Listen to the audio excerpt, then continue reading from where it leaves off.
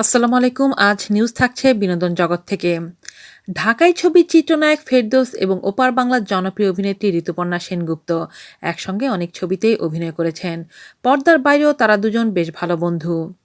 এই জুটি চলতি বছর কলকাতায় দত্তা নামে নতুন এক ছবিতে কাজ শুরু করেছেন, কিন্তু এরই মধ্যে ভারতে নির্বাচনী প্রচারণায় ফেরদৌসের অংশগ্রহণ বিতর্কের জন্ম দেয়। এর ফলে স্থগিত হয়েছে ফেরদৌসের ভারতীয় ভিসা, শঙ্কা তৈরি হয়েছে নতুন ছবির কাজে।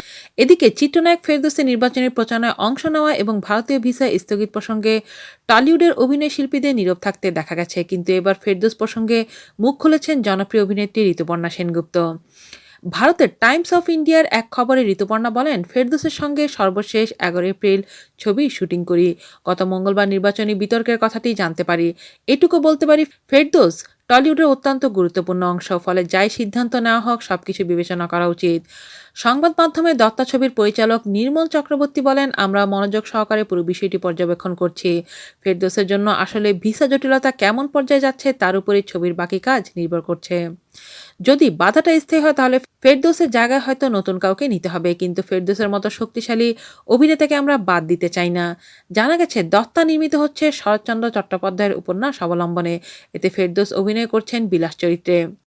ভারতে নির্বাচনী প্রচারণায় অংশ নেওয়ার কারণে ফেরদৌসের ভিসা বাতিল করে ভারত সরকার। শুধু তাই নয়, দেশটির স্বরাষ্ট্র মন্ত্রণালয় তাকে কালো তালিকাভুক্ত করেছে। এরপর মঙ্গলবার রাতে কলকাতা থেকে ঢাকায় ফেরেন তিনি। সর্বশেষ গতকাল পুরো বিষয়টি নিয়ে দুঃখ প্রকাশ করেন এবং ক্ষমা চেয়েছেন নায়ক ফেরদৌস। আজ এ পর্যন্তই। আল্লাহ হাফেজ।